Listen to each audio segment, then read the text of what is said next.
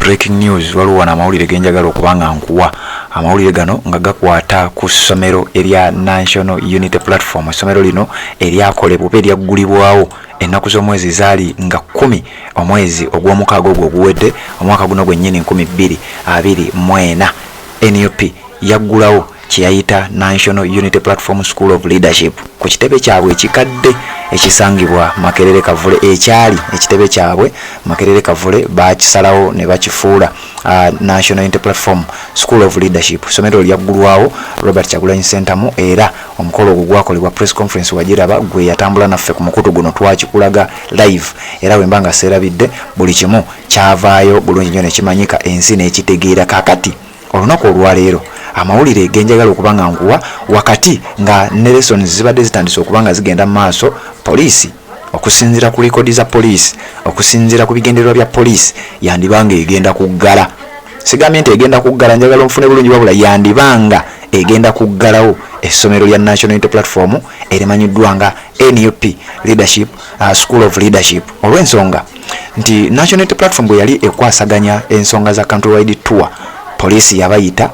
ne babanga ate batuula mu nsonga ezo oluvannyuma lwa poliisi okubeera nga ebayita olw'akabenje before nga akabenje tekannabaawo oba n'akabenje akabaawo abantu abaafiira ku luguudo lwa Masaka Road mu biseera NUP we yatambuliranga ebyava mu lutuula lwa abakulu mu kibiina kya NUP ne Uganda Police ebyaddirira countrywide tour twagenda okulaba tekyagenda mu maaso kakati olunaku olwaleero nga Nelson zibadde zitandise okubanga zigenda mu maaso ng'abamu kubamanyi ebyobufuzi mu ggwanga erya Uganda bagenda ku kibiina kya NUP ku kitebe ekikadde ne baba nga basomesa bannayuganda abaagala okubeera nga bayiga ensonga z'ebyobufuzi kubanga lino si ssomero nga gano amasomero secondary wabula ssomero lisomesa ebyobufuzi wabula olunaku olwaleero Uganda Police bawandiika ebbaluwa nnaku ntono nnyo eziyise era ebbaluwa eno ngenda gikusomeramu ogiwulire nga bayita obanga basamoninga abakulu okuva mu kibiina ekya National Unity Platform bajje bannyonnyole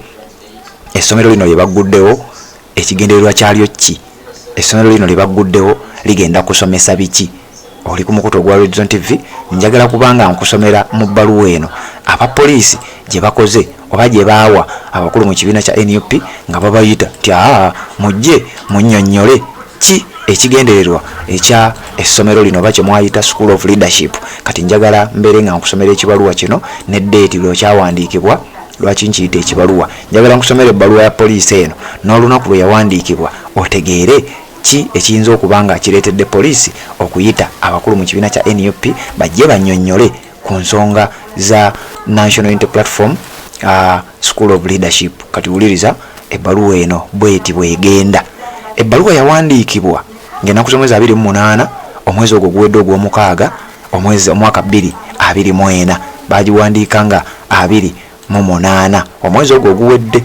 Ebbaluwa eno bagiwandiika nga bagiwandiikira Secretary General National Unity Platform Makerere Kavule Kampala nga bagiwadde omutwe invitation to the Uganda Police Force Headquarters to clarify on activities of the School of Leadership operated by the National Unity Platform nti okuyitibwa okweripotinga ku kitebe kya poliisi ekikulu Uganda Police Force Headquarters okukalyalifayinga oba okwongera okutunnyonnyola ku kigendererwa ekyekibiina kigendererwa eky'essomero lino lye mwataddewo erimanyiddwa nga School of Leadership eriddukanyizibwa abakulu ba National Unity Platform Makerere Kavule. Ebbaluwa gyendiko gyenjagala okubeera nga nkuyitiramu mpolampola gwagoberera omukutu ogwa Red Zone TV. Ebbaluwa eno nga bwe nkugambye nti eyita abakulu mu kibiina ekya NUP bannyonnyole kigendererwa ki ekyabagguzaawo essomero eryo. Kati wuliriza.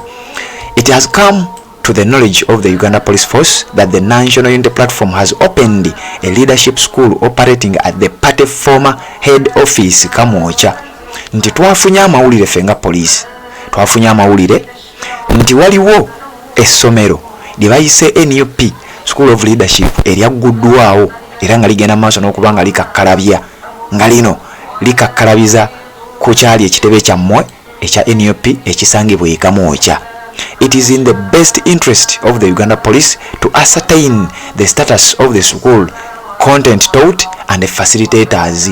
Uliriza wano police egamba nti buvunaanyizibwa bwaffe nga police okwongera okunoonyereza n'okumanya n'okutegeera nsonga ki ezisomesebwa mu ssomero lyammwe eryo, content ki, bigambo ki, lessons ki, biki ddala bye musomesa abantu mu ssomero lyammwe eryo, na baani ababisomesa, who are the facilitators, baani abasomesa.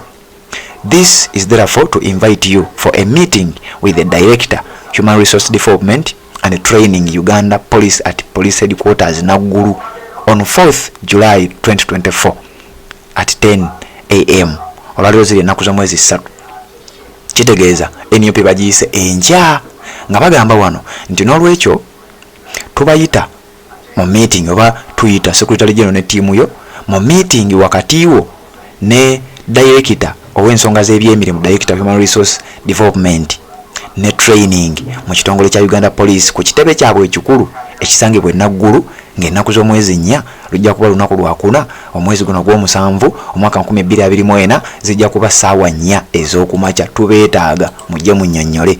You should not exceed 3 persons in the meeting. Okitegedde nti bwe munaaba mujja mu meeting si bye bya bulijjo, temuyina kusussa bantu 3 abagenda okubeera mu meeting wakati w'abakulu mu poliisi nammwe aba NUP. Nassaako omukono SCP Kafeero Moses Kabugo PSCR. Bino ne bye munze simanyi kye bitegeeza naye nze nkusomera kiri mu kiwandiiko. N'agamba nti omukono agutaddeko for IGP Inspector General of Police. Yandibadde asayininga wabula amutaddeko omukono mu kifo kya IGP n'ateekako omukono. Copy negende wa Inspector General of Police, copy endala negende wa Director Crime Intelligence wa Uganda Police Force. Okitegedde n'agisayininga ng'ennaku z'omwezi 28 omwezi ogw'omukaaga omwaka gwa 2024. Kati nga kitegeeza essaawa yonna singa ebintu bino bifaananako ebizze bibeerawo, kuba nkugambye poliisi ezze esisinkana abakulu mu kibiina kya NUP era olusisinkano lwasembayo kwali kwogera ku nsonga za countrywide tour.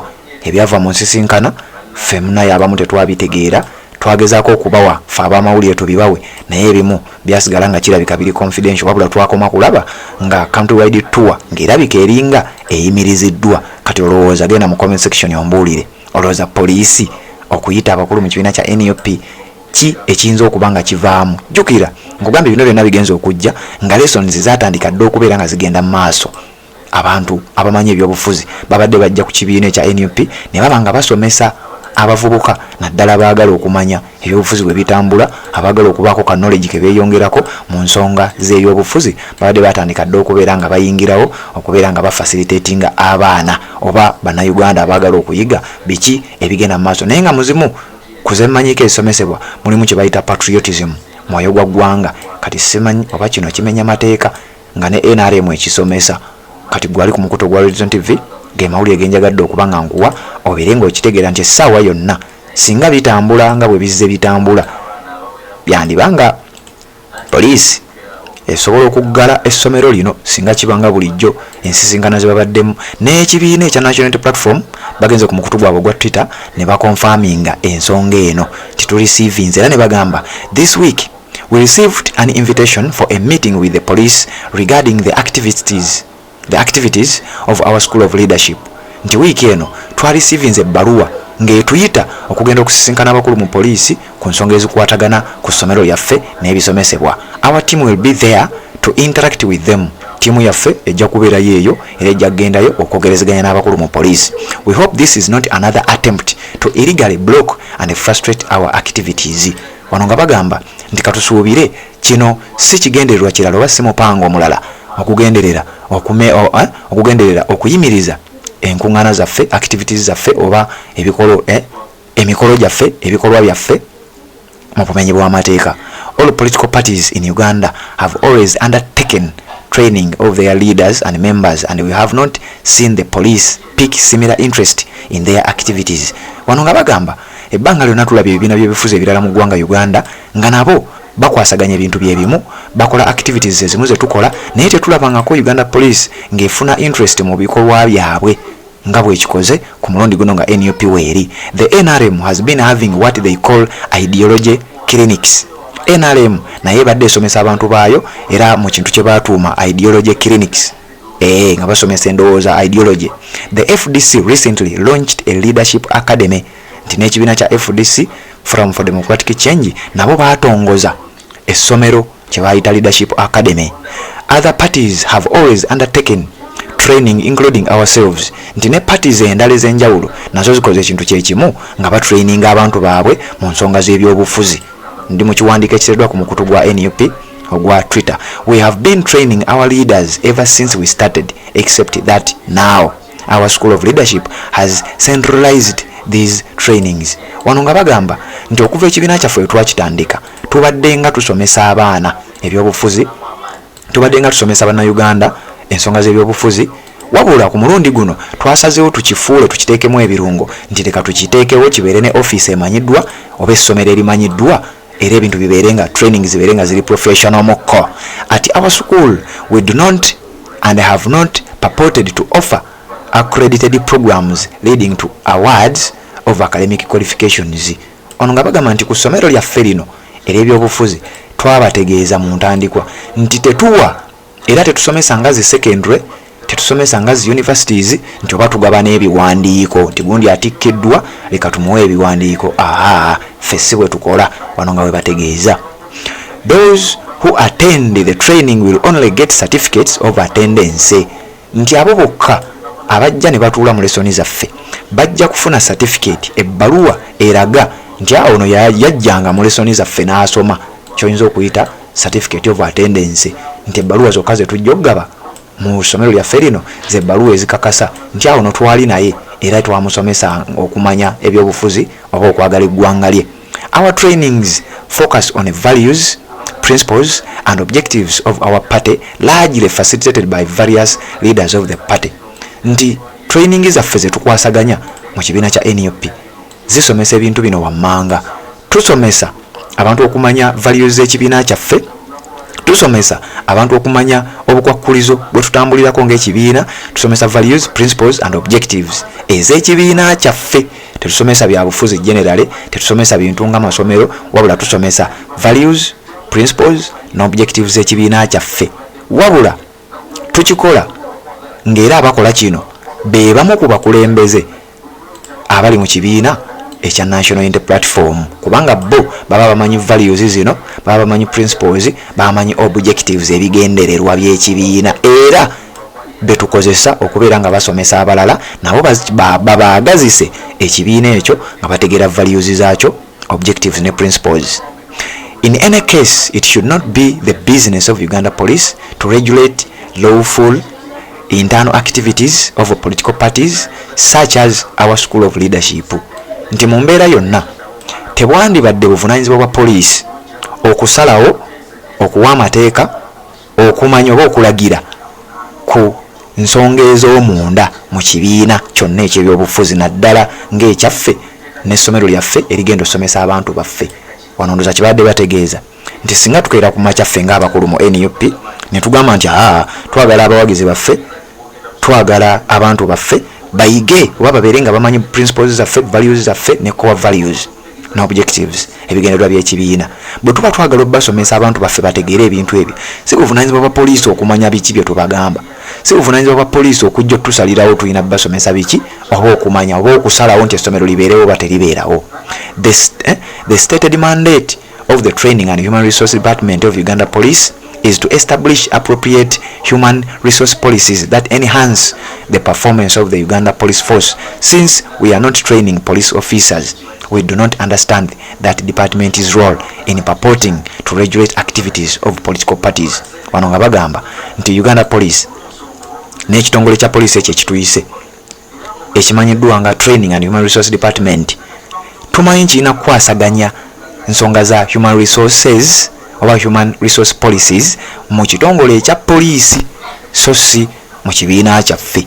Kati nno bano bakulu mu kibiina ekya National Unity Platform nga bategeeza ensonga eyo nga bwe njikugambye. Sigala ng'oli ku mukutu gwa Region TV ate tubeere nga twongera mu maaso n'okubeera nga tukuweereza. Era ekibuuzo nkiwunzise ngamba ogamba poliisi teggale essomero lya n'ekibiina ekya National Unity Platform. Genda mu comment section teeramu endowooza yo nga woobirowooza oba nga woobiraba tuwuliziganye mu updates eziddako.